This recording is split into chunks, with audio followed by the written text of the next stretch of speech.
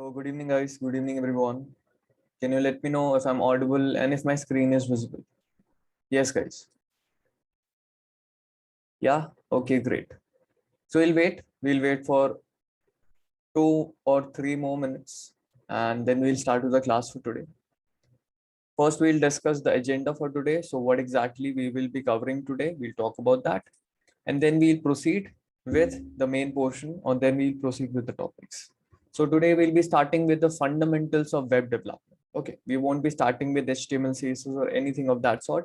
We'll be starting with the first topic, which is fundamentals of web development. So we'll talk about basic things which you require to know in terms to understand how the internet actually works, right? That's what you need to know. So we'll talk about that. And yeah, guys, again, the people who have recently joined, welcome everyone. Good evening, guys. And we'll be starting shortly. So guys, I would prefer that yes, yesterday I guess that I was not able to answer all the questions because there were so many of them. What I would prefer is that you answer, or basically if you have a question, you ask them at a point when I basically stop in between, right? So I would cover a topic, I would cover a certain point, and then I'll stop in between. Okay. So I'll ask you that, is it clear, yes or no? If you have any doubts, you can put them at that point of time. So it is easy, right? I'm also, you can say, keeping up, you can say, view on the chat box as well. So I'll get to know whatever you are saying, whatever you are questioning, right? That's the reason. Because if you ask something in between, definitely I can answer it. But yes, we definitely deviate from our track a little. So if it is something additional, if it is not related to the topic, or if it is something additional on top of it, I think it will be good if we tackle it at the end, right? That will be better for the flow. So I think you agree to it, yes or no? Then we'll proceed. Because that way we'll have a good flow and it will be easier for us to communicate and complete our topics as well, right? Okay, great. Let's wait for 1 more minute, max to max, and then we'll proceed with the classes. And guys, I would prefer that you all enter with a proper name, right? I can see that a lot of people do not have their proper names. So please enter with proper names because we also take screenshots in between, right? And for the attendance, we definitely don't manage it in a fully level. Like it's not important for you to attend every single day. It's not a restriction, but yes, I prefer that you enter with a proper name, that if you are being tracked in the terms of attendance, that it is possible to track you on that basis. Okay. There is an option for you to edit your name as well. So if you entered with a different name, you will be able to rename yourself. So you can do that. And yeah. And we'll be starting shortly, guys. I can see that people are still joining. So let's wait for some more time and then we'll proceed.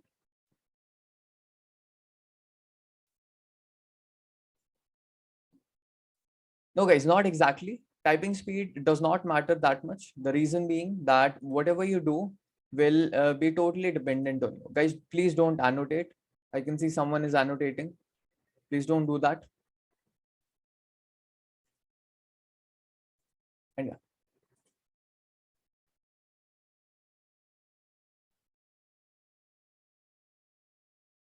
Yeah, guys. So I guess we are good to go. So let's talk about the agenda for today. So what all things we'll be talking about, and then let's proceed with the topic.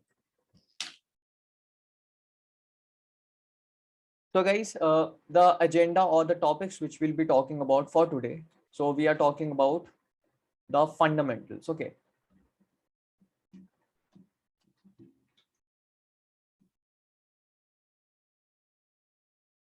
So we are talking about the fundamentals of web dev, and they are very basic things, but very important for everyone to know.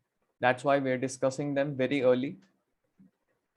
And let's proceed with it. So the topics which we'll be talking about, the first thing is, what is web development? Okay. What exactly is the main definition of web development? We'll talk about that.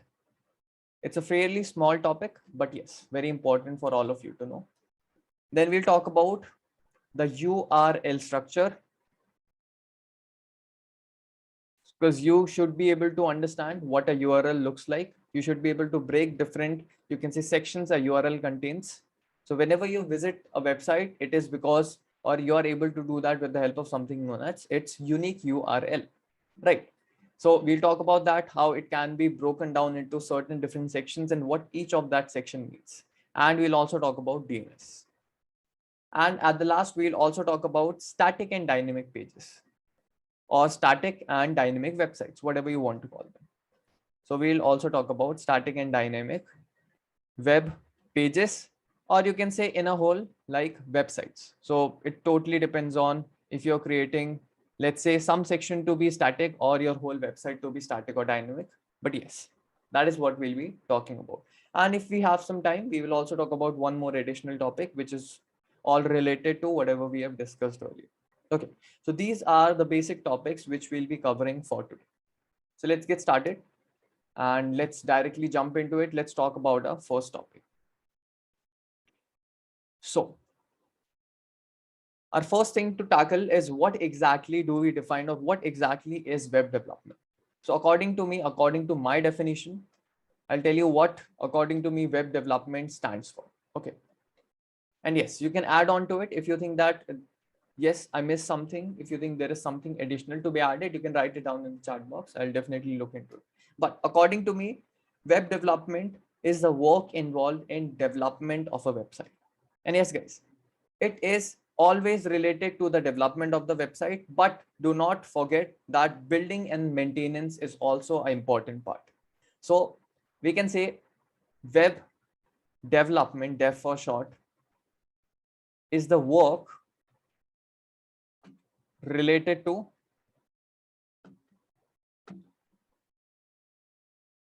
developing and maintenance. Okay, both included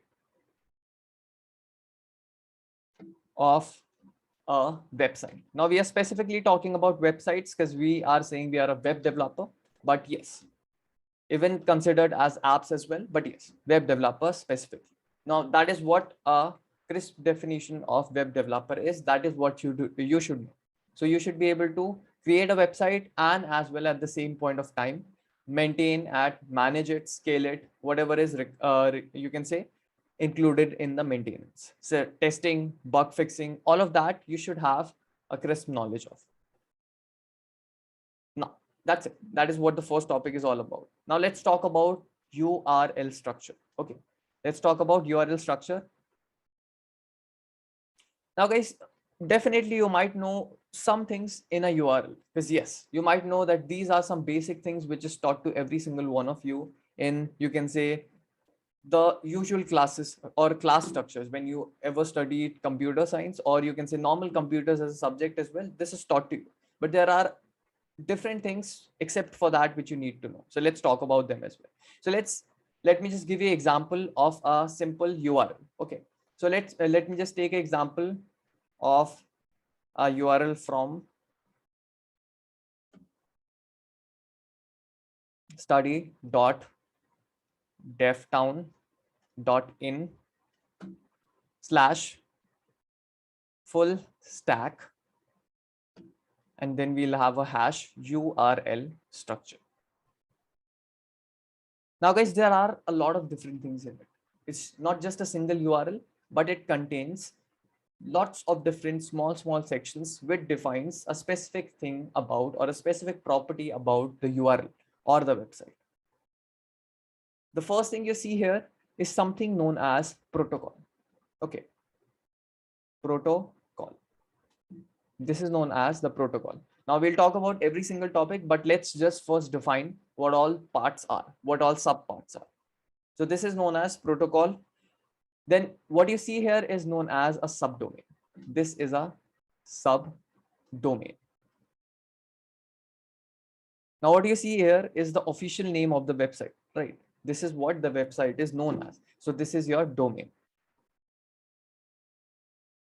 After that, you have here something known as a top level domain. So this is at the highest hierarchy of domains. So this is known as top level domains. And yes, guys, hierarchy matters. We'll know about that when we study that how these matter, how they are correlated to each other. Then we have something known as a path. This is a path on my website, and this is known as an anchor. Okay, this is known as a anchor, including the hash with it. Yep. Now, definitely there are some things you might have seen in the URL, like you might have seen something like question mark, then a property equals to value. You might have seen something like this. Okay, we'll talk about it, but for now you can skip it, right? It's not so important until and unless we talk about servers and stuff. So we can just skip it for now. But yes, these things definitely you should.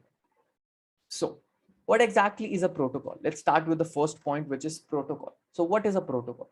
Guys, protocol simply means a set of rules which I need to follow on the internet.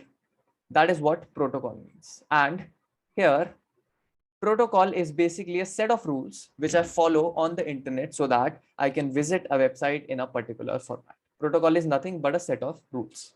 Okay. Now the protocol which our websites follow are of two types, and they fall basically in the same category, which is HTTPS and a HTTP. Now both of them are known as Hypertext Transfer Protocol. Even the S1 with the S and with the just HTTP, both are under the category of Hypertext Transfer Protocol. So this is a set of rules, basically a set of defined rules which are used on your browser on the internet so that you can communicate with the websites. Now S here basically signifies something. Okay, S means something here, and that something is basically the way of communication. S basically signifies that it is secured communication, secured mode of communication. So if you have a S in this, you can say protocol of communication, it means it is secure.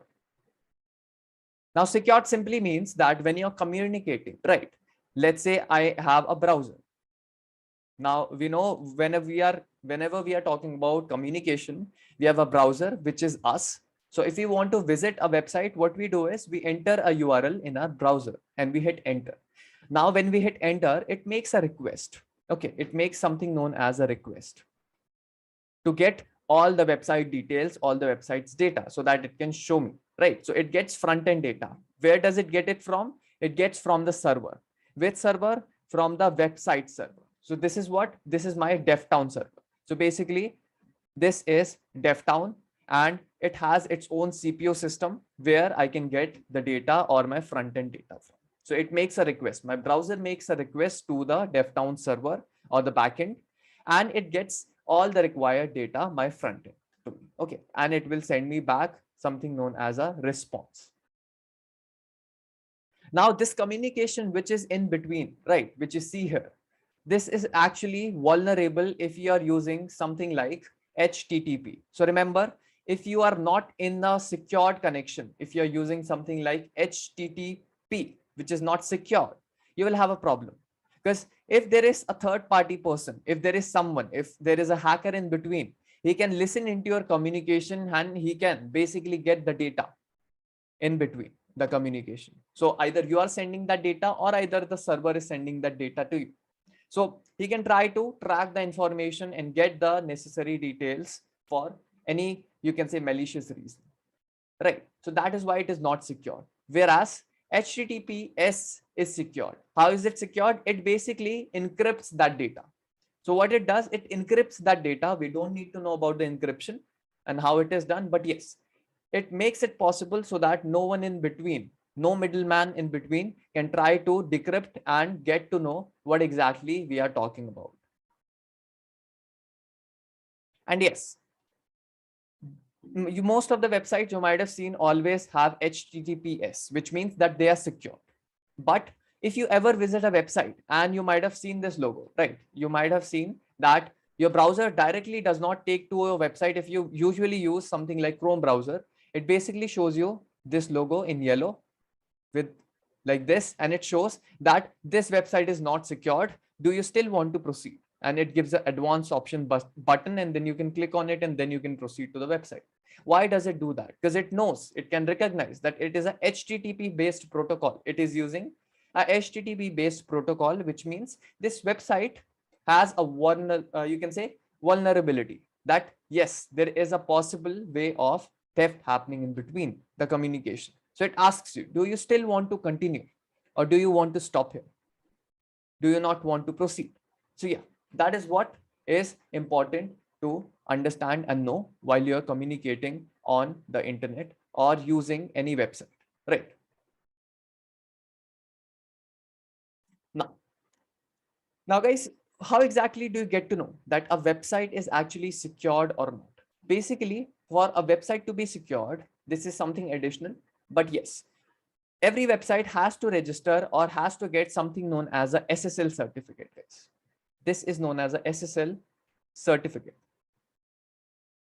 Okay. This is, you can say, a certificate of authenticity that your website is, you can say, secure. Okay. This is what you need to get if you want your websites to be, you can say, defined as or to be marked as a HTTPS, right? If you want them to be marked as a secured website, you need to have a SSL certificate. Now, SSL certificate always has a verification timeline. So it always has a validity period that it will be valid from so and so time to so and so time. It always has a validity period, but yes, you need to renew it. But initially, you need to have a SSL certificate. Can you see this SSL certificate if you're visiting a website? Absolutely, you can. You are the user of the website. You're trying to access it. So you can actually visit this or view this website or certificate, right? But this is what you need to register on your website whenever you're deploying it. Now, let's just look at an example, right? So I can just show you a SSL certificate where you can find it and how you can know if a website is HTTPS or a HTTP based, right? So what you can do, you can go to any terminal and let's say we search for DevTown, our official website, devtown.in. We are on devtown.in's official website. You can see. And if you check at the top left corner, you can see we are seeing a lock icon. If you click on it, it actually shows you a lot of different things. But the important thing you need to check here, it says that connection is secure. So this means it is a HTTPS based connection. It is a secured shell connection. How? If I click on it, you can see that it has a certificate is valid. It shows certificate is valid. If you click on it, it will open the certificate, guys. This is a certificate which the devtown.in has. The website issued to website issued by R3 and valid from so and so. So it is valid from this month to this month. After that, it will be unvalidated. And yes, there will be certain steps taken to, you can say, re-register it or review it. But yes, that is what you need to have if you want your website to be marked as a secure website for communication. Now, let's get back. I think it is clear till now. Yes or no, guys? Yeah. Whatever we talked about, is it clear? You are able to understand till now? Then we'll proceed.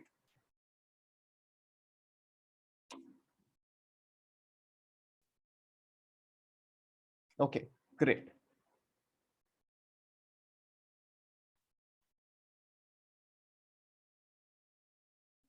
See, guys, now one thing you are asking, but yes, it's important to understand. Now, guys, whenever you basically create something like websites using, you can say, web creators, right? Something like WordPress, right?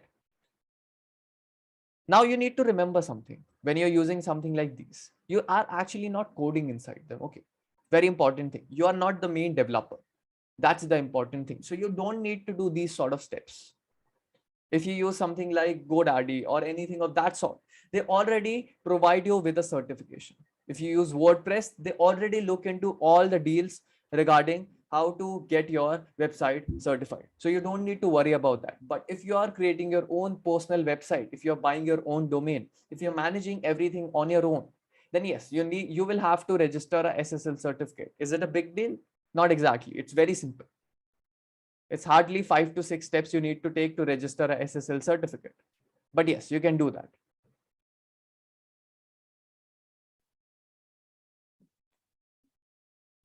Now, let's proceed and let's talk about the rest of the things. So now we know what protocol is, how it is used. Okay, so good. Now we know one of the things which is important.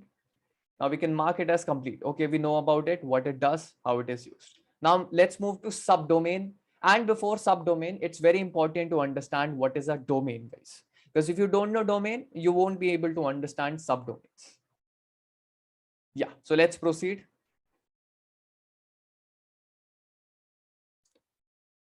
So what you need to do is, now guys, it totally depends. Okay, so some websites offer SSL certificate for free. Some websites you need to pay for the SSL certificates validation for a certain period of time. So yes, it depends on the service provider and how exactly you're getting that, you can say, certificate. Okay, now we need to talk about something known as domains first before talking about subdomains. So what is a domain? Domain is actually, guys, known as a unique identifier. Unique identifier. Now it is a technical term, but it simply means a unique way to identify your website on the internet. That's it. That is what a domain is. So if I just write it down, a unique way to identify your website on the internet. Okay, that is what a domain is. So whenever you want a website to be present on the internet, what you need to do is you actually need to buy something known as a domain. What is a domain? Domain is actually a unique way to identify yourself on the internet. So if you want your website to be accessible to a lot of people on the internet globally, then you need to have a unique name for yourself, a unique domain name, so that people can know that, yes, this is the domain on which you exist. This is where we can find you. And that's unique, guys. It is not replicable. So if I have a name as DevTown, no one else can take it. There are some, you can say, you can say some things you need to remember about them. But yes, we'll talk about them later. But yes, you can't have a replicated name. No one can no other person can have a name DevTown if you already bought it, right? You need to buy it, guys. It's like a domain also has a subscription based service. You buy it for a certain amount of time. You use it. If you want to renew it, then you again renew it and then you proceed. That's how it actually works, right? No one has a domain for a permanent amount of time. That does not happen. You need to renew it again and again. You can buy a longer, you can say, pack, like 1 year, 2 year, 5 year. But yes, you need to renew it again and again. Now, domain, I know, or I get that you are all able to understand. Like if you have Google, we know that we can find Google on Google, right? This is what the domain is, google.com or google.in or google.classrooms.com, right? This is what Google basically is defined as. This is what Google domain is. Like Microsoft has a Microsoft domain, right? Like DevTown, I told you, has a domain name registered with a name DevTown.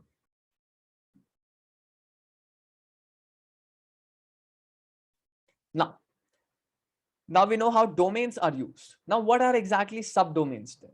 Now we know domains are a way that I can identify myself or my website on the internet uniquely. No one else can have the same name or the same domain name. Now then, what is a subdomain? Now, subdomain is basically a thing when you have a large enterprise or you have a big company or you have a multiple different fields of work, right? Then you require something known as a subdomain. Let's say we take example of Amazon. If you know, Amazon has a lot of different services. Like I told you, it offers something known as e-commerce. We know it also offers Amazon Web Services. Now, these are two separate domains and they have nothing in common. I know that e-commerce is a separate domain of there, and AWS is a web service. It's a separate domain and they have no relation. So subdomains are basically used for categorizing your website into chunks. Now, if you have you can say your company actually works on more than one domain and you don't want to buy a separate domain for each one of them, because all your work happens from a single name. It's just the way it is used. Then you use something known as subdomains. Subdomain just divides your website into bigger categories. And that you can see here.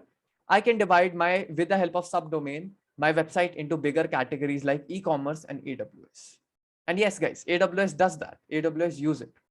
if you ever go to aws.com, let me just show you. If you go to AWS, sorry, my bad, not AWS, but amazon.com, you will enter something known as its e-commerce platform. Because yeah, that is its main thing or main source with which it started. But it also offers something known as AWS, Amazon Web Services. So if you ever go to the subdomain aws.amazon.com, you will enter what? You will enter the AWS Web Services. This time you won't enter e-commerce platform. You will enter AWS, Amazon Web Services. So yeah, guys, these are the things which you can see basically companies use. Google has a lot of different things which it works on, right? Google has its classroom, right?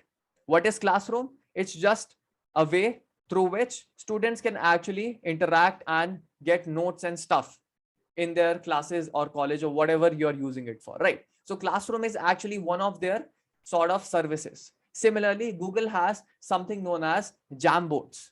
Similarly, Google has Google Meet. So if you ever try to visit these, you will find that they use something known as subdomains, because those are not exactly what they are made for, right? Google initially did not start at that. Google started as a search engine. So if you go to google.com, you'll enter the search engine platform. But if you go to classroom.google.com, you will enter into the classroom. So yeah, guys. So this is how you divide your domain into subdomains.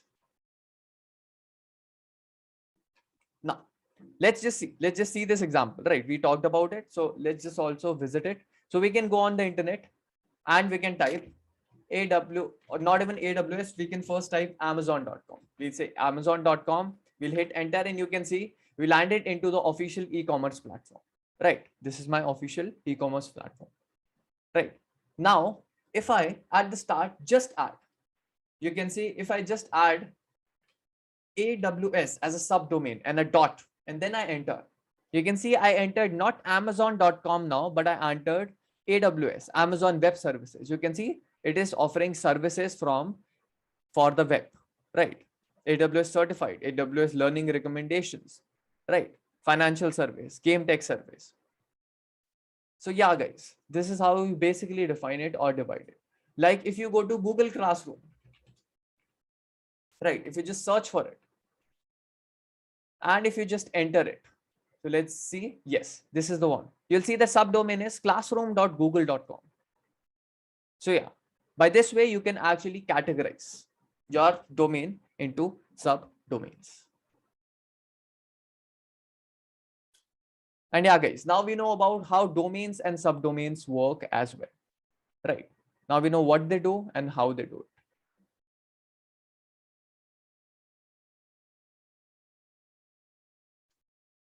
Now let's proceed. Let's talk about another stuff now. Now we know what subdomains are. Now we know what domains are. So let's just mark them that yes, we have talked about them. We know what they do and how they do. Right. Now after that, we have something known as top level domain. Now what is a top level domain? Let's talk about it. Now guys, before talking about top level domain, I want to basically tell you something. So now when I told you about domains, I actually lied about something. Okay.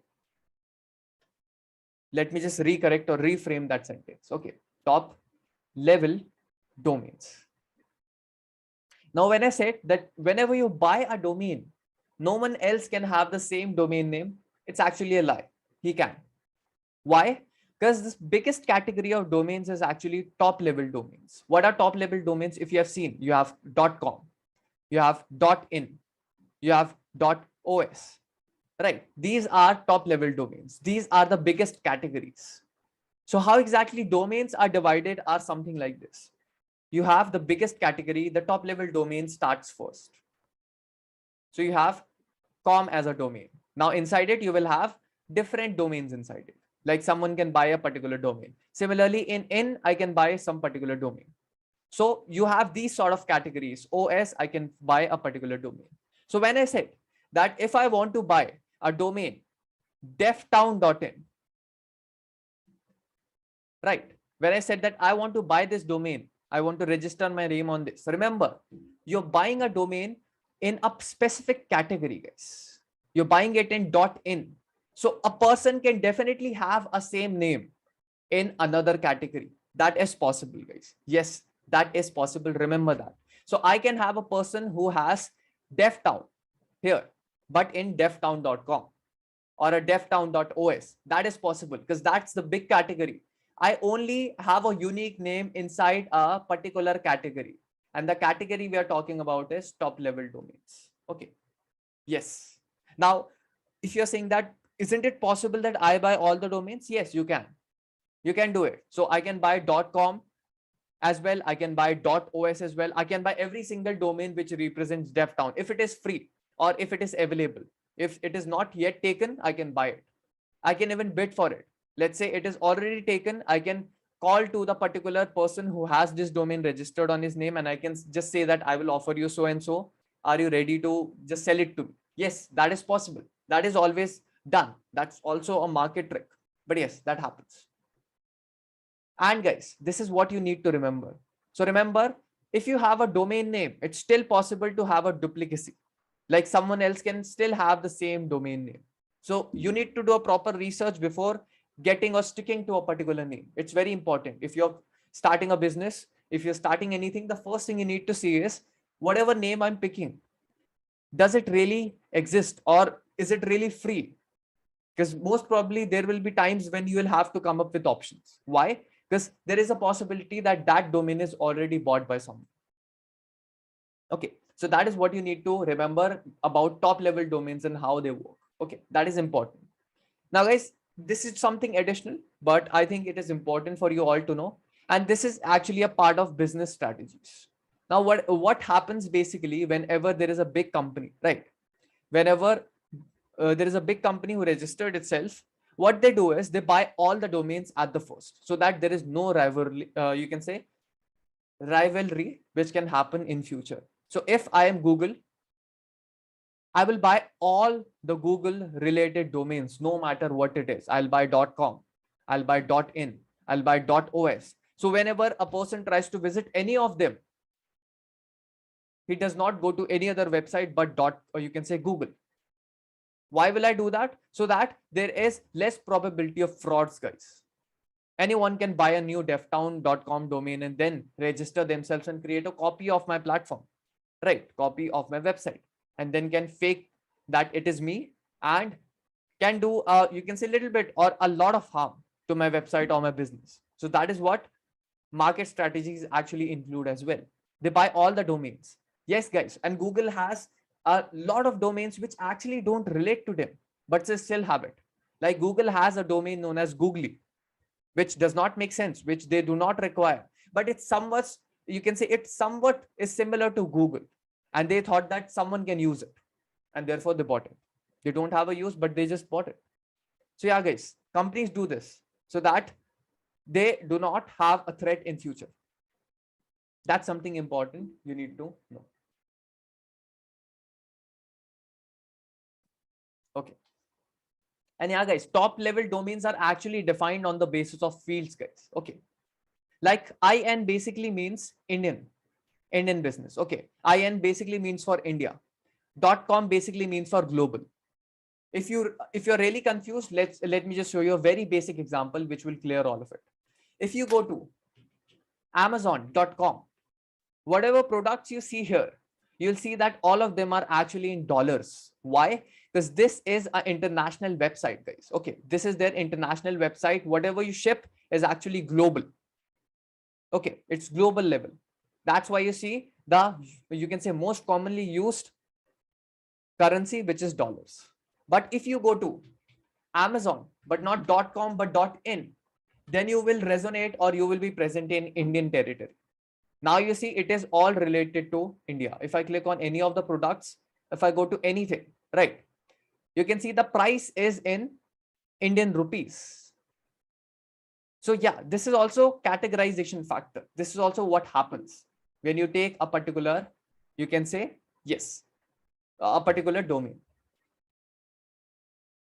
There are a lot of categories, guys. If you want to know them, yes, definitely you can read a little, you can say additional things. There are a lot of blogs. I'll even share some of them, which I find to be interesting and good, right? So I'll share some blogs which you can read regarding the different segregation of domains, right? You actually don't need to know them about at this point of time at this level. The reason being that this is all a part of business. Okay. When you are actually taking part in business related deals, you're buying a real, you can say, domain for a business, then it is actually important for you to know what a commercial domain is. Can you actually register for a commercial domain or not? But yes, there are a lot of domains which are free to use, which actually does not harm, right? Which actually does not define anything. They are just free to use domains. And yeah, that is what top level domains mean. I guess you are able to understand whatever I told you. Yes or no, guys? Then we'll proceed.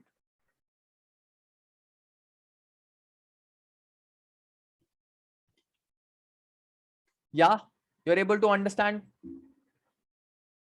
Okay, great, guys, great. Now let's proceed. So yeah, now we know what a top level domain is as well. Now what else is left? Let's see at the top. So now we are left with two things, guys. We know what a top level domain is. Now we are left with something known as a path and an anchor tag. Now both of them are very important and I'll already mark them as tick because yes, these are the only two topics and we'll directly jump to them, right? So what I'll do is I will go to the bottom, right? And then we'll proceed with that section. So yeah, we are left with the two ones, which is path and domain, and they are very common, guys. They are used on daily basis and you'll use them very frequently. The first one we are talking about is something known as a path. Now, what is a path in a website, guys? Path basically defines your location of a file, or it is known as a directory. So if you have ever studied something known as operating system as a subject, you would know that you have something known as directory. What are directory? Nothing but folder structures, guys. You might have seen that if you have used a laptop, a PC, whatever operating system it is, you might have seen this sort of structure. You are in D drive. Inside your D drive, let's say I'm in DevTown drive, right? Inside in DevTown drive, I'm in some another folder. So what are these? This is actually the path, a path to get to your particular location, right? This is a path to get to your particular location, your desired location. Okay. That is what a path actually defines. Now, why do we require a path in your websites? That is because this is how your websites are actually supposed to work, guys. Whenever you create a website, it is nothing but actually a project, right? Whenever you create a website, it's nothing but a sort of folder structure. How can I tell it? Let's say that I create a project. I want to create a website. Now, it might be like I have a contact folder inside my project. And inside that contact folder, I have different parts of contact, like contact.html, right? This is my one HTML page. This is index.html, right? Now, when I am, let's say I am at index.html, right? Index.html, this is the page I am at. Now, this is my home page. This is my main page. So if I am at devtown.com, right? If I am at devtown.in, let's say, if I'm at devtown.in, if I'm at the main page of the website, it means I am at the home page, which is this index.html represents your home page. Now, if I need to move to the contact.html page, I need to follow a certain path. If you can see here, I can't just directly jump to that. I can't just say that, yeah, this is where I need to go. I need to define a path to navigate to that file. So this is my folder. If I want to go to contact.html, I'll first have to go to contact folder. Then inside it, I'll have to go to contact.html folder. And that is what the path is defined. Okay. So it says devtown.in. But now first I'll have to go to contact page. And then inside it, I'll have to go to contact.html page. And then it will be visible to us. Okay. And now I can visit my HTML page or contact.html page and I can see whatever is written inside it. So this is known as path, guys. This is all what? This is your path. This is a path to reach to your particular HTML page. Similarly, if you want to access index.html, you'll go to devtown.in, then inside the contact folder, then inside it, you'll go to index.html folder or file so that you can visit it. Got it, guys? Yes or no?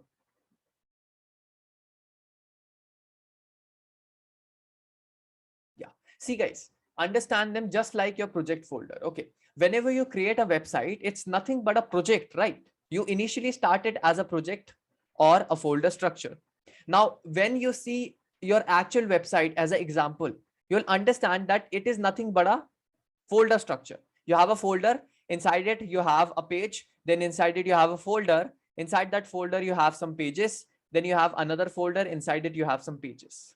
Now, if you want to go to a particular page which just exists directly inside your, you can say project, directly inside your project, nowhere in the folder, then you can directly access it. You can say devtown.com or .in, whatever it is, and then you can say whatever the name of the file is, and you will be able to access it. But if you want to go first inside a folder and then access a particular file, then you'll have to say devtown.com. Then you'll have to define a path that which folder do I need to go into, and then in which file do I need to show you. This is how you actually visit a particular page or a particular path. Okay. If you have different pages in your website, you need to navigate between those pages like this.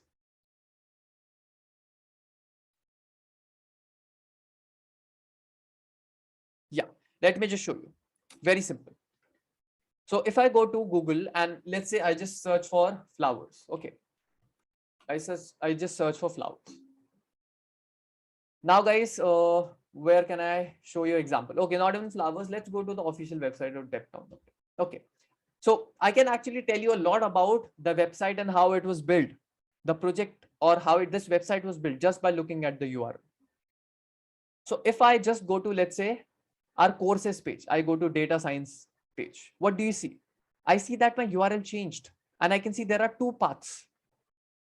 So basically, when this project was created, I had a product folder, and inside that product folder, I had a data analytics training and internship.html file. So guys, this is a HTML file. Remember, this is a HTML file. Okay, even though it is not written HTML, but yes, it is a HTML file. Okay.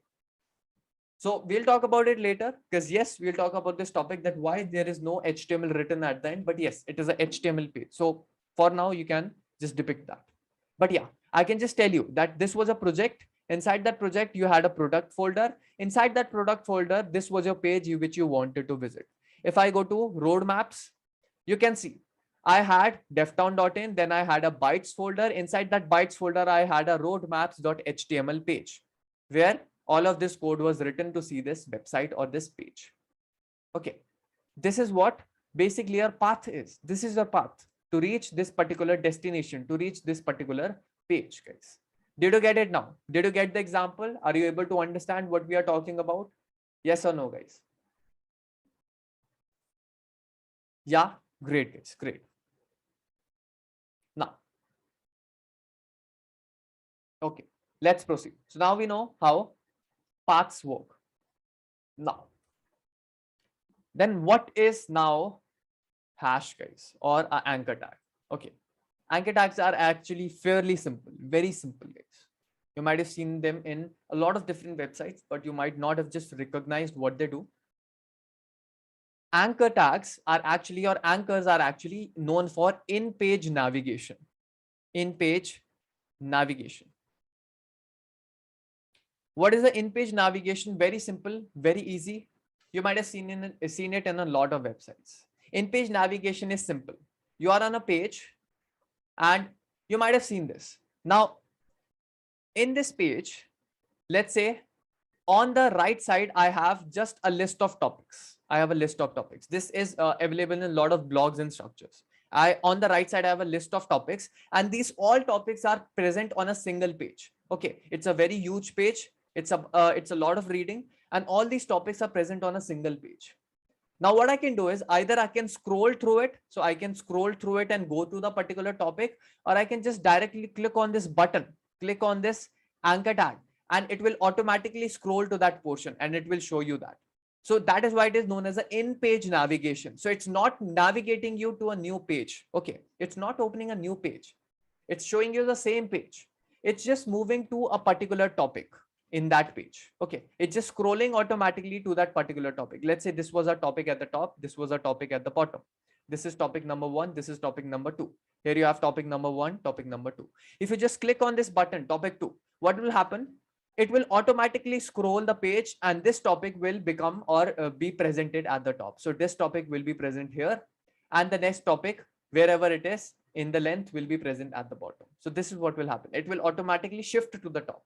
This is known as in-page navigation.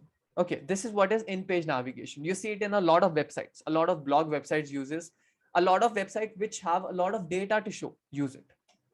Let me just show you an example. It's very simple. Yeah, like Wikipedia, absolutely. Wikipedia uses it. I'll show you a very, you can say simple example. Let's go to a technology which we talked about and we'll be using it in future, which is Redux. Let's go to redux.js. Guys, this is the official website of Redux, which is redux.js.org. We talked about it, that we'll be using it with React. Now, it's just a very good example to show you how anchor tags work. That's why we are visiting it. That's it. What we'll do, we'll go into the documentation. So I just clicked on the official website, get started. And this is documentation. What is a documentation? It's just a, you can say, list of information on everything you can do inside Redux. It's a documentation of what to do and how to do. Every single step for every single thing you can do in Redux is present here. Now you can see this is the topics I was talking about. I am on getting started with Redux. So I am on the top page. If I click on basic example, you can see at the top, I am at introduction and getting started page. If I click on basic example, you can see at the top, it added hash basic example, but I'm still on the getting started page. So I'm still on the same page. I would just move to the basic example section. If I scroll, I can see I'm still at the same page. It shows getting started with Redux. But if I go to basic example, it just scrolls to a particular section automatically. If I click on Redux fundamentals tutorial, it scrolls to a particular section and it just changes the hash at the top. So this is how you actually navigate or do in-page navigation, navigating in just a single page to specific topics, specific areas. Okay, this is what is in-page navigation. We'll definitely look into it, how it is possible, how it is done, but it's very easy, fairly easy. We'll talk about it later, but yes, this is what in-page navigation is. So now you know that if you ever see, right, if you ever see on the internet, all these tags or all these things in your URL, now you know what each one of them means and what each one of them does. It's very clear now, I guess, to all of you that what each one of these actually do. Yes or no, guys? Yeah, great, guys, great. And yes, guys, now we know how the URL structure is. Now, although there are some small things which we can talk about, there are some leftover things, but we'll definitely talk about them in future because we will cover them when we are talking about servers and when we are creating APIs and stuff. So we'll talk about them. So for now, you can skip them. They're not that important for the aspect of learning it. Okay. So yeah, that's why we'll skip it. And we'll mark this section that we have finally completed the, you can say, URL breakdown as well, URL structure breakdown as well. Now, let's proceed to our next topic. Okay.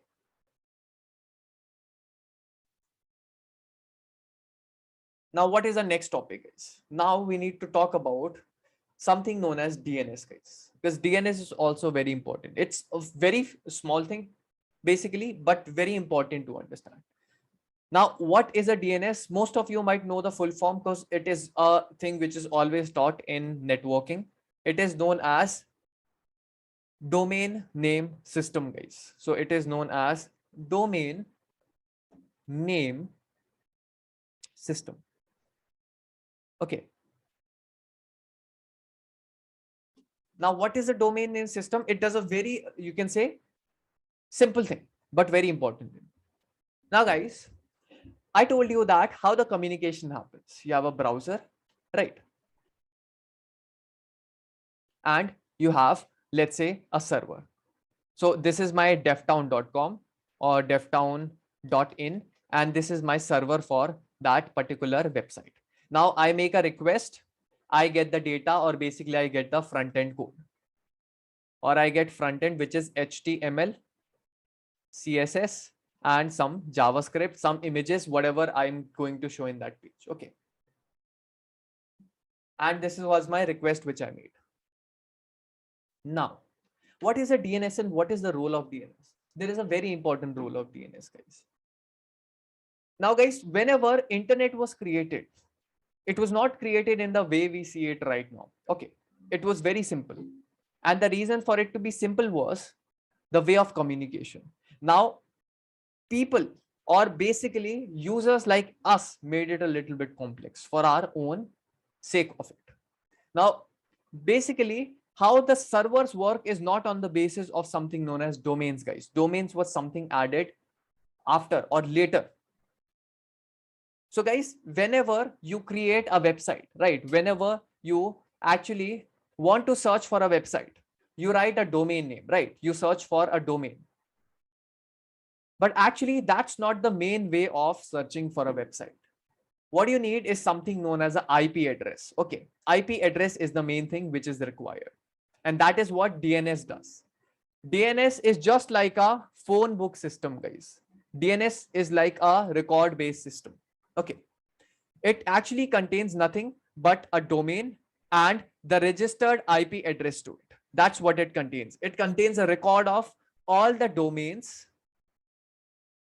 and IP addresses. Now, what is the use of IP address? We will definitely know it because yes, you need to know what addresses, IP addresses are to actually define itself. But yes, this is what it does. Now, earlier what used to happen was that every website you needed to access, you needed to remember their IP addresses. There are IPv4 addresses or V6 addresses. So if it was a V4, which is the simplest address, it would be of this format: 123.652.764.976. And you can see it's pretty stupid, right? I can't just remember this for every single website or every favorite website of mine, right?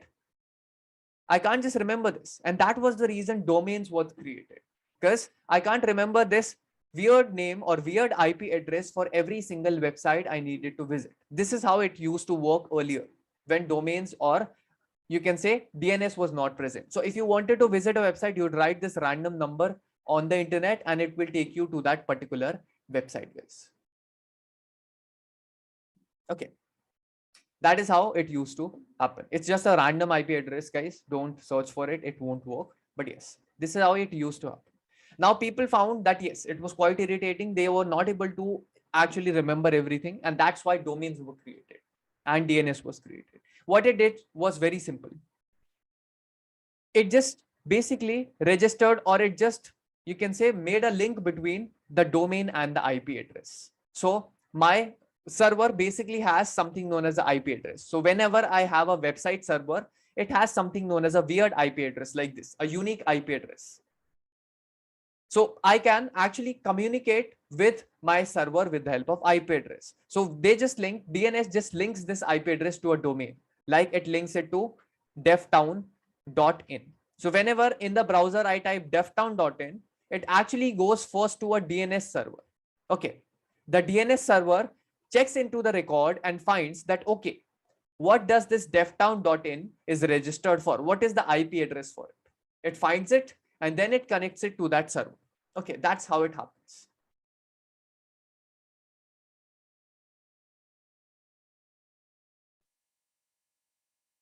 Okay, that's how the communication used to happen. Okay, not understood. That's not a problem, guys. That's why, that is because you're not able to understand what IP is. I still did not explain it. Relax, guys. We'll do it first and then it will be very clear. What is a IP, guys? IP is basically a unique way to, you can say, present yourself on internet, guys. This is what IP means. What is a IP? IP address is basically a unique way of representing yourself on the internet. So if I have any device which can access internet, it has something known as an IP address, guys. Okay. If you have a laptop, if it is able to connect to the internet, it has an IP address. If you have a router at your home, a Wi-Fi system which is able to connect to internet, it has an IP address. Now, why do they have it? It's just a way so that you can figure out, or someone else can figure out that, okay, this is the person who is present on the internet. Okay, this is why IPs are created. So that websites can figure out, okay, this is the IP address who is trying to access me. This is the device who is trying to access me. Every phone you have has an IP address. Every laptop operating system you have has its own IP address. Similarly, every server, I told you servers need to exist on internet, right? They also need to be exist on the internet. And those are what? Those are CPUs. So they also need something known as an IP address, so that they can show that, okay, I have a presence on the internet. I am present on the internet and people can find it. So earlier IP address was the source or a way of finding someone on the internet. And yeah, guys, this is also a very common way of finding a hacker or hacking into someone or finding some details about someone through their IP address. Because yes, that can be done. Okay, so that is what used to happen. So everything has an IP address if it is present on the internet. Similar to that, your DevTown server or whatever server you have which is connected to the internet would also have an IP address, because it is also a physical device, right? It is also physically present somewhere. And now, because it has an IP address, you can actually connect to it with the help of that IP address. And that is what websites do. That is what your browser does whenever it makes you can say request to connect to a particular website. You write the domain, right? You write a domain.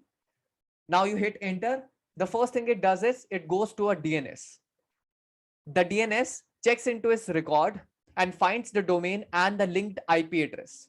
So what is the domain and what IP address or what server address it is registered to? So it basically finds its physical format. So it finds the physical address for that particular server. It finds it and then it connects it to your browser. It says that, okay, I found it. Now you can connect. And then after the connection, you receive all the data. You are able to see the website. That is how it happens. Okay, that is how it actually happens, guys. Are you able to understand it? Are you able to understand the logic here, guys?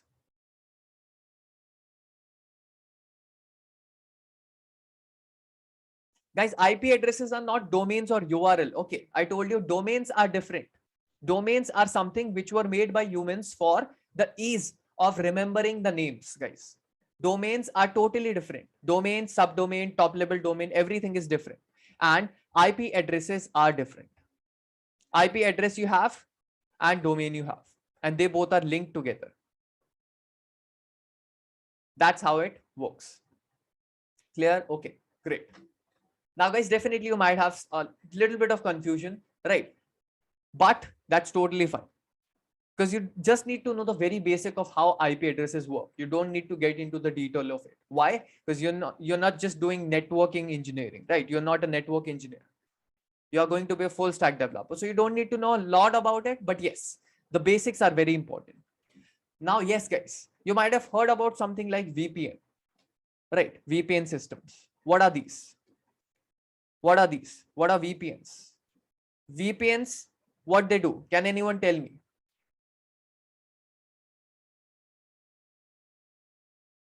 Yes. What can a VPN do?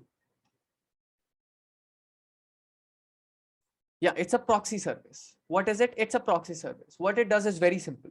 So guys, privacy is very important for people. And what exactly I am able to do as a person on the website is very, you can say, important. So what a website can do is a lot of different things, guys. A website can do a lot of different things. It can actually make a proper record of people visiting the website. Okay, it can make a record of people visiting the website with their proper app IP addresses, how many times they visited the website, for how long they visited the website, how many requests they made to the website. Everything can be stored by the websites, and that is one of the way a security threat for people, right? Because their data is actually being shared with the internet or the website, and if it gets leaked on the internet, that's a problem. So VPNs are something which helps you in hiding your IP address. Can it hide your full IP address? Not exactly. It can't just hide all your IP address. No, it can't do it. But yes, it can hide a portion of it so that it is hard for someone to basically find your location, your address, or your IP address. That's what it does. So you have your computer, you have your operating system on which you are using your internet, you have an IP address. Okay, you have an IP address. Now you connect to a VPN system. What VPN does is pretty simple. VPN basically connects you to another location or a bunch of different location. And then from those location, it connects you to the website. That is what it does. So this is your website. Let's say that you take a VPN of USA, right? You say that I want to connect to USA as a VPN service. So what it will do, it will go to a USA server. It will connect you there. It will then morph and then it will connect you to the website. Now what it will do, it will not hide your full IP. It can't do that, but it will make your IP a little bit less traceable because now you're not making a direct connection with the website, guys.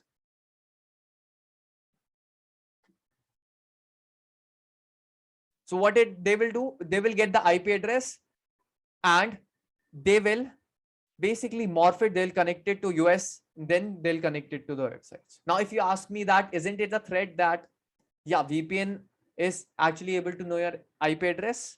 Yeah, sort of, but no, not exactly, right? So yes, there is always a threat in something. It's always true, but they are providing a security service, so they definitely take some measures for it. But yes, this is how morphing happens.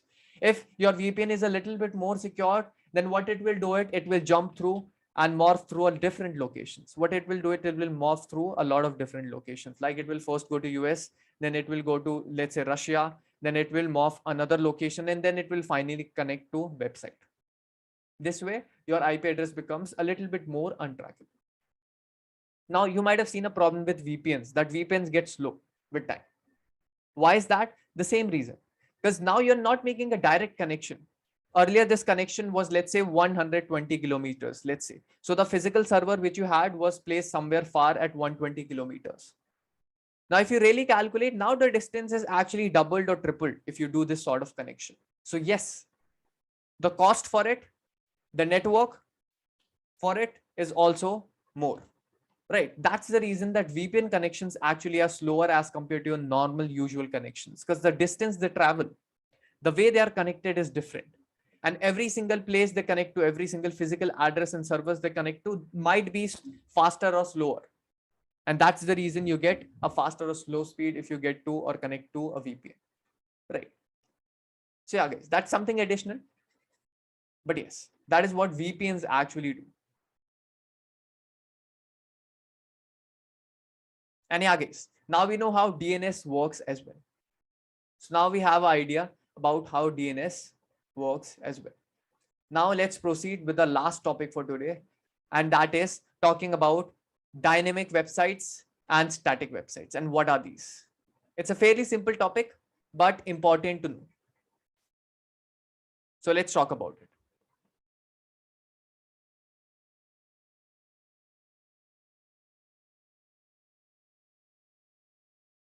Okay, so let's do it. Yep.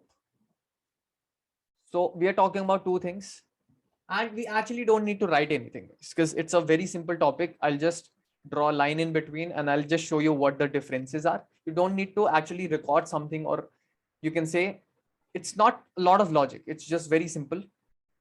So we have something known as dynamic, and I spelled it wrong. Dynamic and static.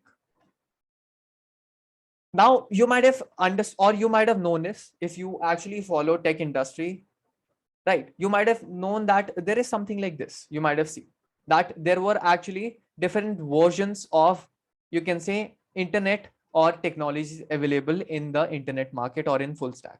There was something known as Web 1. There was something known as Web 2.0, and there is something known as Web 3.0. Yeah. Have you heard about these things? You might have heard about these because recently Web 3.0 was announced. It is still in development. It's not like it's fully known that what Web 3.0 will offer. But yes, it was still in news. So yes, you might know it. Right.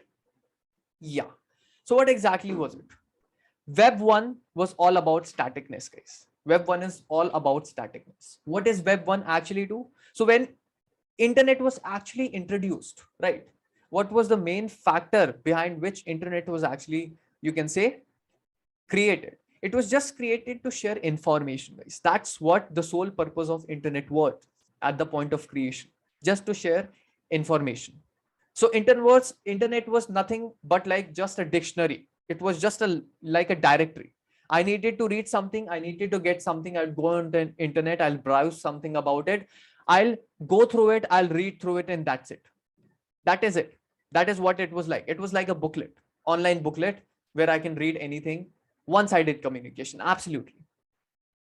I could communicate, but I could not respond to the server. I could not say anything. I could not react to anything. Then came Web 2.0, which brought something known as dynamicness. What is dynamicness? It simply says now the communication is two-way. Okay, that's not what dynamic means. Okay, that's not what dynamic means. I'm just telling you what Web 2.0 means. Web 2.0 basically brought you two-way communication. So it means now you can interact. So now you can get the data, you can read the data, and you can also send the data. You can also react to it. That's why you have Instagram, right? Instagram, someone posts it. If someone posts this and you were only just able to go through them, you were only just able to see through them, that would be Web 1, because you were just able to read through it, go through it. But you're also able to react to it. You're able to like it, comment on it, right? You're able to follow someone. You're also able to post your own, you can say, reels or whatever it is. So it's a two-way communication.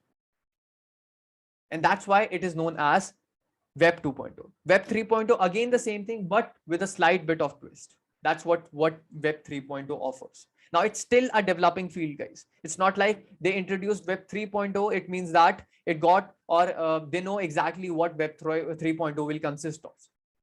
It's supposed to be decentralized. Okay, Web 3.0 is emphasized more on decentralization of the internet. It means Web 3.0 will become more secure. Why? Because everything will be decentralized. That's what it means. So whatever data you see, whatever thing you do on the internet, it will be more secure because no one will be able to know who did this, right? That's why it will be more secure. Yeah, blockchain, Ethereum. If you have heard about these technologies, definitely they're a part of Web 3.0. But is it an explored field? Is it a fully known field? Not exactly. Okay. Do I need to rapidly jump to these technologies? Do I need to start learning them, leaving everything behind? Not exactly. Okay, not exactly. The reason being they're still being developed. They are really good technologies for a lot of different factors, but they're still being developed on. You just not need to rush through them until and unless a big factor is entering the market, which is not yet entered, guys. Yeah. Now, what is dynamic then? Static exactly means the same thing which Web 1 offered. Static means I had something and that was never changing. Okay. So remove this. We don't need to talk about it. I just explained you what Web 1 point and 2 point and 3.0 had to offer. But yeah, what the static and dynamic mean in this nature, guys? It simply meant static means that I have some data and it's never changing. Okay, it's a never changing data. I entered it once, I have it once, and it will not change. I won't make any changes to it. It will stay there the way it is. Like earlier, you used to have something known as blogs, right? Now they are dynamic, but earlier you used to have blog systems where you would write a blog and it would stay the same. You did not have the authority to edit it, update it in future. So you wrote it once and it would stay the same. Most of the websites, what they require these days is something known as static website. What is a static website? It means that I need to, you can say, promote my work. I need to promote my services. I'm not actually an e-commerce platform. Like I'm just, let's say I'm an advocate. I don't offer anything online. I just need to be present on the internet so that if someone asks me that, do you have a website? I can just show them that this is what I offer and this is how I do it. This is my contact details. That's it. It's never changing. I'm not like I'm selling something on the internet. It's just that I need a presence on the internet. That's what static means. It's a never changing data present on a website. Okay, that's what it is. Whereas dynamic means changing after time to time. If you see Amazon, right? Amazon is an e-commerce platform. Every day new products are getting added. Old products are getting deleted. So it's dynamic. Changes are happening with time. Instagram, dynamic. Changes are happening with time. Posts are getting added. Posts are getting removed. People are commenting. Things are getting added. Things are getting removed. That is what dynamicness means. Most of the times and in future, you'll always have dynamic websites because it is a trend. But the static website does not have a market, not exactly. In freelancers, right? Freelancing means that I can do something for you, but I will do it on a contractual basis. Like I am a front-end developer, I can build you a static website, but I'll do it on, let's say, a 3-month time period, and you'll pay me for that. And static websites are more popular or the most popular in the freelancing industry, guys. So if you become a freelancer as a full stack web developer, what you'll do is you will build for small, you can say companies, or as a freelancer, you'll build websites, static websites mostly for different businesses. And it's still popular, very popular. They just need their existence on the internet, nothing else. But yes, both of them you need to know about. Static websites, guys, static website, you can say Wikipedia. Okay, now definitely there is a slight of restriction you need to know about. Static websites mean that never changing data, but Wikipedia is changing after time to time. People keep on updating it. People keep on deleting old things and then adding new things. So is it really static? Not exactly. But was it static earlier? Yes, it was. So when let me just show you something which can be called as static, right? This is an example, but it still keeps on updating. Like if I go to Swiggy, let's say I go to the official website of Swiggy and I go to this website. Now this is known to be, this page is known to be a static page. Why? Why is it called a static page? Because I am actually seeing a bunch of details, but it's not going to change in future. Right, definitely they might change the layout of it, design of it, but it's just some information which is there for me to read, not to interact with, not to do something with. Right, blogs are actually right example. Yes, guys, blogs can be a right example. See, guys, I cannot show you a very good example of it, but something like, you can say business, you can say proposals, or something like business pages. Like they want to just promote their, you can say whatever product they sell, but they don't want to do it online.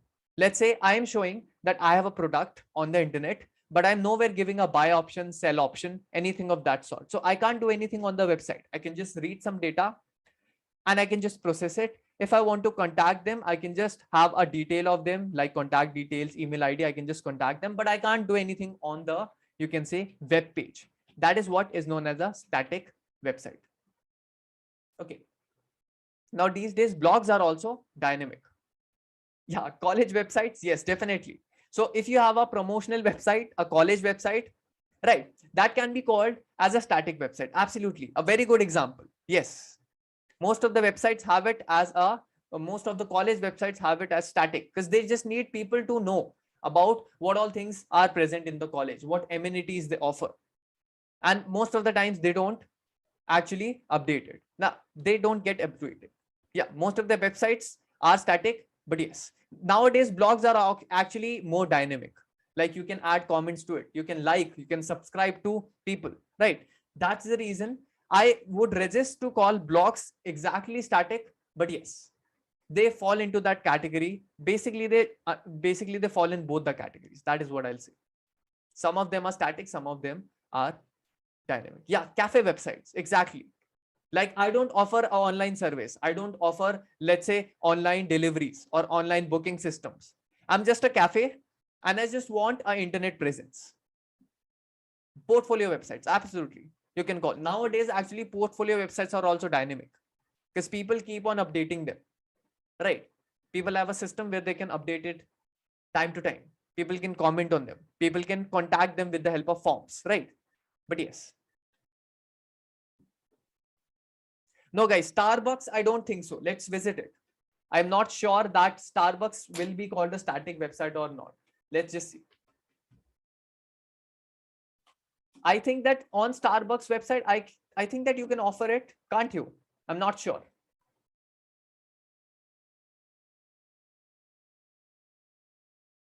No, guys, banking websites are not static, guys. These are dynamic. You can make transactions. You can access your accounts, right? Your account details are changing. Tourist websites are dynamic, guys, because the details are updating. Hotstar is dynamic website. The Hotstar's main page can be called as a static page, guys. The main promotional page, right? The main page which they have, they can be called as a, you can say, yeah, Deftown's main page. Absolutely. The main only a particular section of the page can be called as static because the data is never changing, right? That can be done, or that can be actually called that way. Okay, yeah, guys, this is a static website. Absolutely. Very good example.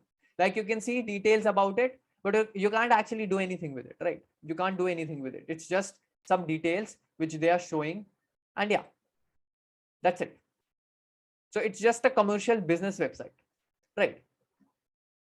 So yeah, that's what it means. No, guys, Google search engine, not exactly a static. It's a dynamic because it keeps on changing. Search engine results keep on, you can say, shuffling. Lorem Ipsum, I guess, yes. Lorem Ipsum, yes, is an official static website. Absolutely. And yeah, guys, these are some of the examples of dynamic and static website. And yes, guys, we have covered our topics for today and we know how exactly each one of these things now works.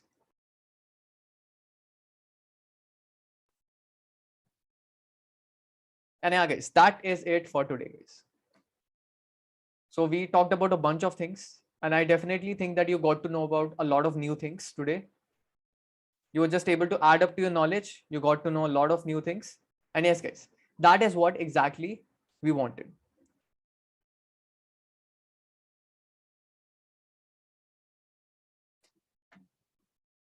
Yeah, sort of pamphlets. Absolutely.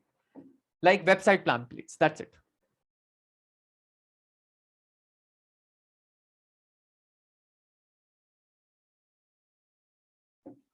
Yeah, that's what I'm saying, guys. It's actually a little bit contradicting. Like whenever you say a particular website in a whole, it can't be called a dynamic or a static website because it becomes contradicting. Because some parts of it can be dynamic, some parts of it can be static, right? That's the reason. You can't call a full website. You can't call it as a specific page to be static or dynamic.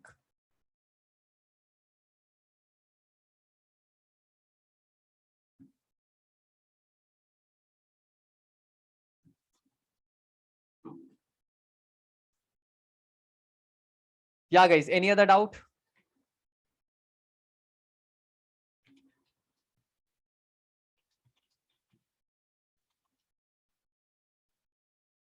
Let me just check. I think there are more doubts. Guys, there are different services. Okay. So domains are actually buyable through a lot of different, you can say, ways. So there is something like, you can say companies which offer domains, like there is GoDaddy. There is something like something known as WordPress, which offers domains, right?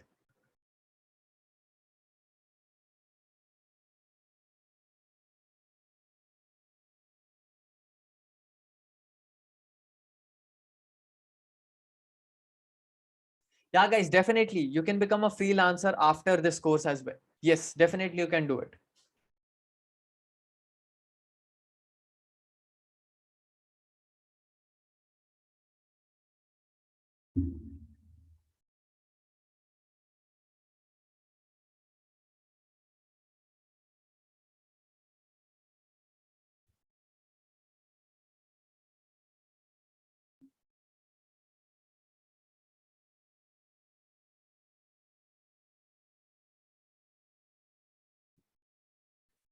Okay, guys. So yeah, someone actually, I guess, in between asked something about MAC and IP address, right? It's a little bit complex, but I'll try to explain it to you. Okay, guys. See, IPs are actually not that simple as they look. Okay, the way I explained you, it was very basic of it. But the way IP addresses work is far more complex. Okay, now if you really think about it, like if I'm on my operating system, right? I am on my phone and I'm connected to Wi-Fi. Then my Wi-Fi is able to connect to the internet. So it has an IP address. Similarly, my phone is also able to connect to the internet. So it also has an IP address.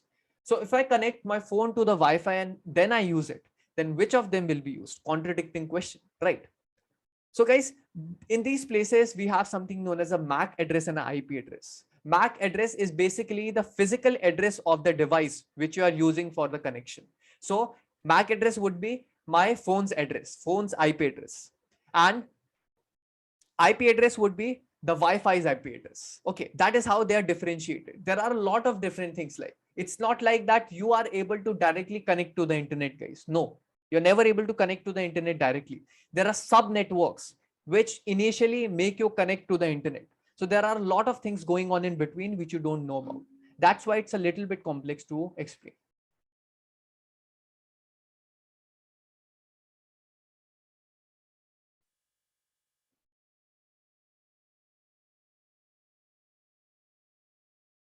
See guys, top level domains are not actually, you can say, owned by someone. Okay, top level domains are not actually owned by someone.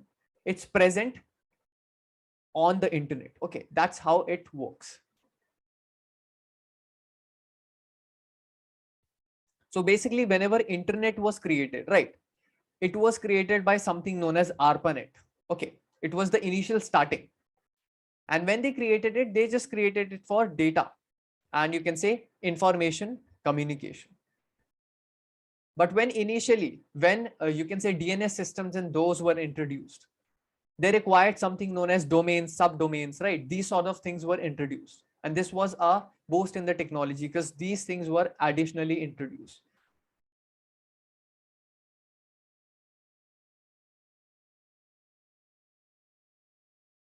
Guys, I told you data science classes recordings you won't get at this point of time. I told you these are complementary courses. You'll get it at the end of the classes. The reason being that those are something additional. You'll get them after the completion of the course because you need to be fully concentrating on a specific thing at a point. That's why you are concentrating on full stack at this point. You will get them at the end.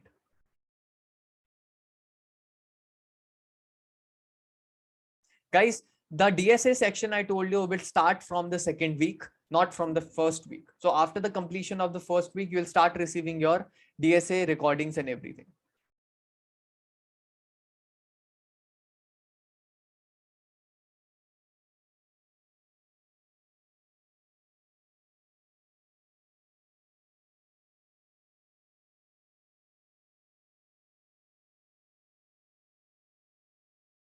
Guys, don't worry. I'll share a Excel sheet containing the timetable, everything, right? So don't worry.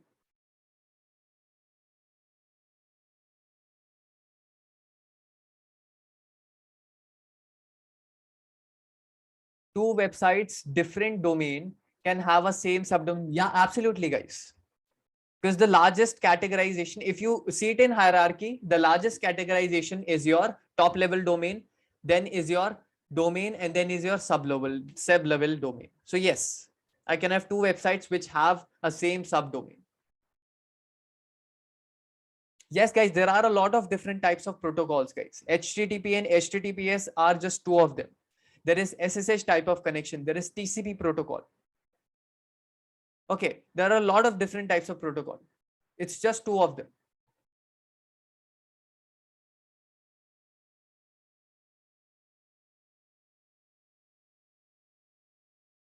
No, guys, it's not possible. You can't hide the inspect. Basically, you can't hide the code from the users. Front end code will always be visible to the user from the developer tools because it is in the physical form received by the user. So you can't hide it.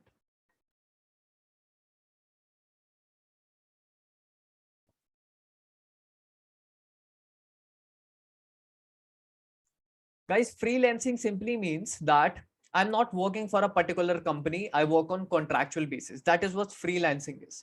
I get some work. I get paid for it and I work for that certain amount of time for that particular topic or particular goal. That's it.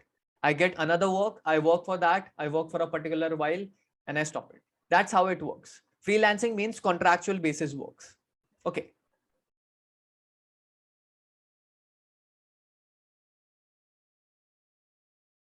Guys, you don't need to know about the OS part in the protocol section. You don't need to worry about it. I told you, you are not a network engineer. You need to know the very basics of how it works. That's it. You don't need to get into the depth of it. If you really need to, you can definitely read a little bit about it. Yes, it will definitely help you in interviews. But yes, you really don't need to know about the core basics of it. And specifically related to operating systems, no, you don't need to.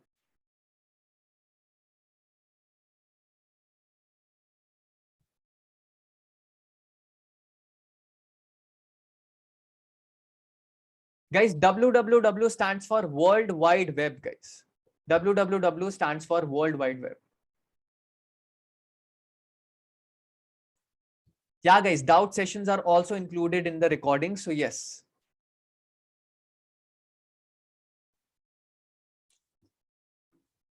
Okay, guys, a very interesting topic, off topic, but yes, still very interesting. So yeah, we'll talk about dark web, but let me just first take the rest of the questions, then we'll talk about it.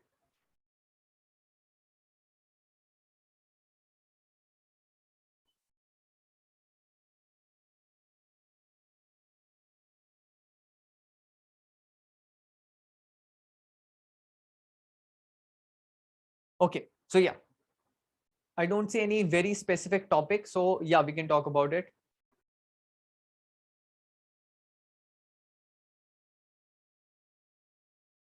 Okay, let's proceed.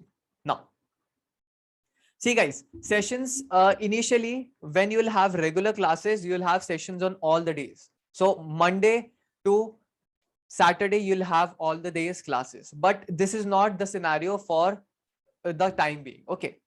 So actually you are going to be merged with another batch and both of them will be having simultaneous classes. So because of that, we'll have a scenario of, you can say 3 days a week. Okay. So you'll have classes 3 days a week. They'll have classes 3 days a week. Okay. That's how we will go for some point of time for 2 or 3 weeks. And then you will have regular classes on every single day. So that will happen only for some days. So that will be, let me just tell you. So yeah, guys, the scenario which we will follow is Tuesday, Thursday, and Saturday, guys. That is what we will be following. Okay. For this batch, the days will be Tuesday, Thursday, Saturday. We will have a class on Tuesday, Thursday, and Saturday for the upcoming 2 or 3 weeks. Okay. That is how we'll do. And after that, when the batches are merged, you will have regular classes, guys. Okay. Guys, please write this message somewhere in the official group as well. Someone please share this message on the official group as well so that everyone knows it. I'll share it as well, but please do it on your own. 8 p.m. Indian Standard Time. So if there are people who are internationally present here, like from Sri Lanka or any other place, right? There might be people. So yes, you have to work according to Indian Standard Time. Okay.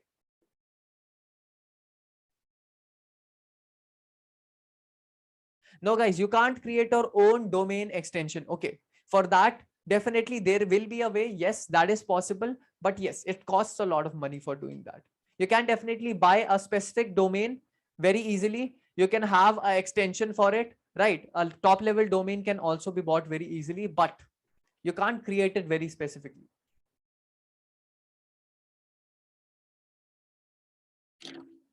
Guys, in the unofficial group I'm talking about, write it in the unofficial group.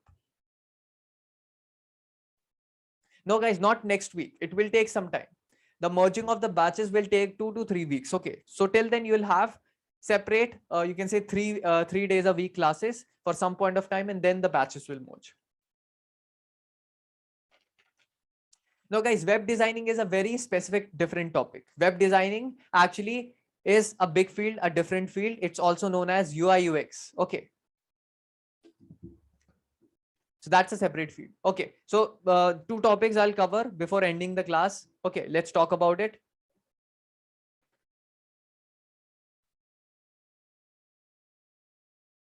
Okay, so we'll talk about dark web, what it is, and before that, I'll talk about cookies. Okay, guys, cookies are nothing. Cookies are just basically metadata. Okay, so whenever a website needs to basically get some data or store some data from the user, they use something known as cookies. Cookies may be used for storing something known as sessions. What are sessions? Sessions are an authenticated, you can say, system.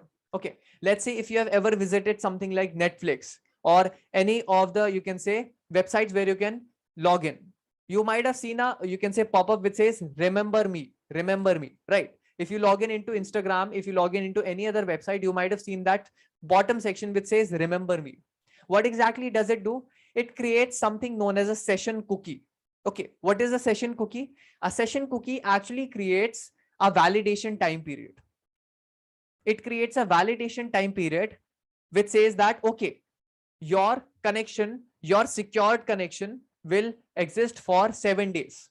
So now, without entering your password again into that computer or PC, you can enter into that website. You might have seen it. You enter into Instagram once and you can revisit your website without entering the password again and again. How does that happen? That happens with the help of cookies, which are able to store something known as sessions. What are sessions? It's just a time frame with some additional information. And it tells you that, okay, for this time period, you are valid, you are a valid user, a valid customer, and you can visit it without even entering your password. There are some validations involved in it. It is very secured, but yes, that is how it happens. There are a lot of different uses for it. It's used for commercial uses as well. Like it's used for getting your, you can say, data, website data, history, for storing, you can say, for websites to do analytics, right? That is also possible. But yes, that's the main use of cookies.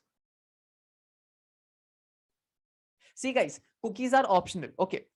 So whenever they ask you for cookies, like whenever websites say that accept the cookies, that's just for improving the, you can say, response or improving whatever you're seeing.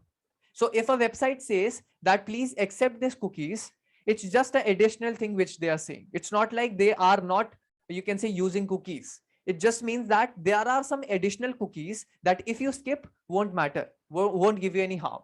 But if there are some default cookies, you'll definitely have to let them pass. They won't ask you for a request for that. They only ask request for some additional cookies, which takes some data from you. Like if you're surfing through some internet websites, right? If you're surfing through Facebook, if you're watching some ads, if you're buying some product, if you visited some websites for some products, all of that is stored in your local storage, in your browser. Now, what these cookies are able to do is they are able to catch that data. That's why you might have seen that if you visit Facebook after visiting any website, you see a lot of ads related to the same website which you visited earlier. How is it able to do that? It is able to do that with the help of cookies, because cookies are able to track your records wherever you're going, whatever you're doing, whatever websites you're visiting, whatever you are buying. It is able to access and do all of that.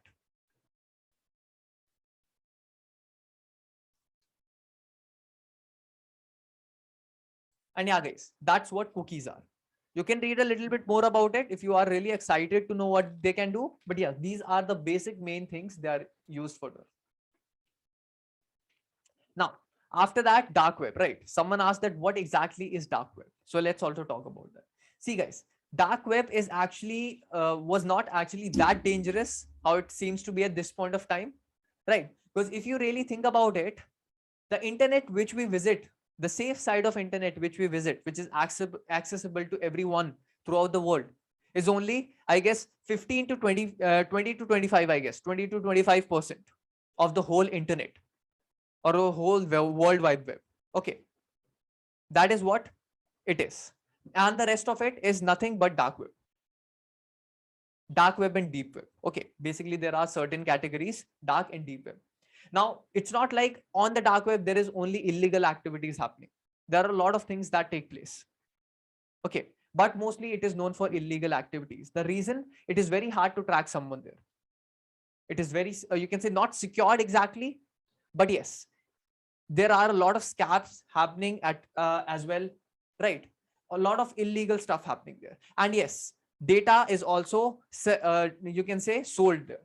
So if at any point you find that your, you can say, password has been leaked, you have been receiving scam calls and your passwords have been leaked or someone accessed your account, it's most probably that someone actually bought your password and account details from dark web, and now they're using it.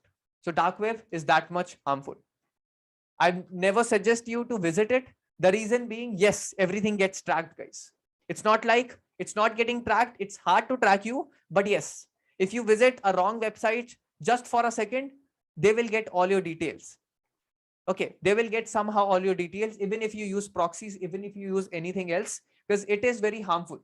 Okay, it was built by something known as US Army. Okay, so I guess it was built by US Navy. Yes, it was built by US Navy. Okay, and it was solely based or solely built for communication on US by the US Army, US military, guys. That's what it was built for. It was built so that it could build a channel on which they could communicate without any disturbance. No one else can hear them. That is why it was built. And they use something known as Tor for it. You might know there is something known as Tor browsers present on the internet. Tor browser, very popular for visiting dark web, searching dark web, right? So that is what they've created for the communication between the US Navy. That is what they created. And now it is known as dark web, because that was so popular and it became, or it came into existence, the technology is now used as a part of dark web as well. And yeah, guys, that is a basic understanding of what dark web is. It's not always harmful, guys, but yes. Yeah, it sounds a little bit similar to, yes, a lot similar to blockchain in 3.0. Yes, guys, people are actually jumping to blockchain and web 3.2, but they are actually not looking to the downfall situations as well, because there are a lot of things which can go wrong. If I'm not able to identify who stole my information, it will also be a big deal, right? If I am anonymous, I can sell anything on the internet. No one will get to know. There are a lot of stories about it, guys. There are a lot of documentations even made on it. That how people started using dark web and they got caught doing some illegal stuff and no one got to know. Why? Because they were on the dark web. No one got to know. FBIs have been looking for them for a very long time, but no one got to know. But when they were actually caught, it was a big deal, guys. So guys, that's it. I'm not trying to scare you, but yes, there are downfalls and positives of Web 3.0 as well.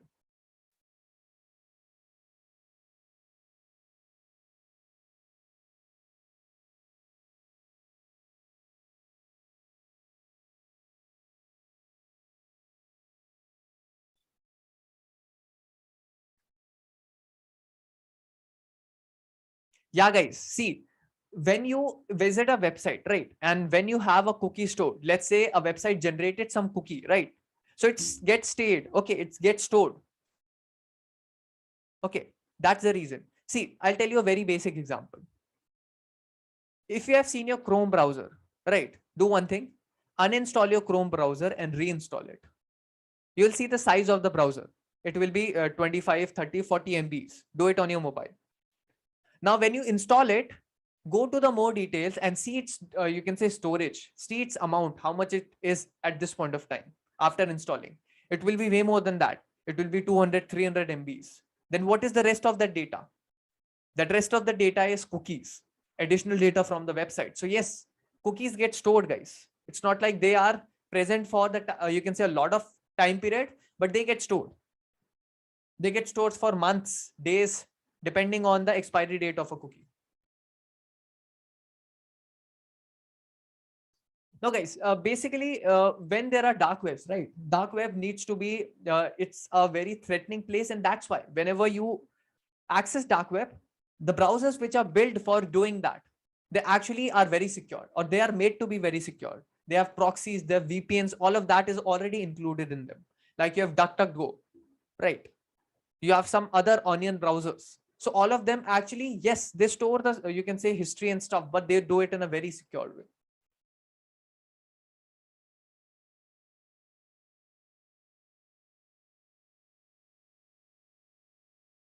No, guys, you can run Tor browser on Windows.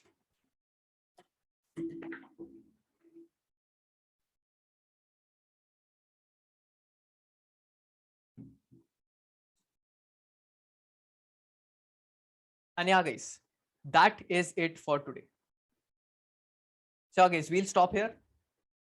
And we have talked about a lot of additional stuff as well. So we will stop our conversation here. So thank you everyone. Have a nice day. We talked about a lot of additional things, and I definitely think that you got to know something additional, right? So thank you everyone. Have a nice day. I'll let you know that if we'll have a class tomorrow or not, but most probably we won't. But if we'll have it, I'll do let you know. Till then, thank you everyone and have a nice day, guys. Bye bye, guys. Take care. Yeah, guys. Good night. Good night, everyone. Bye, guys.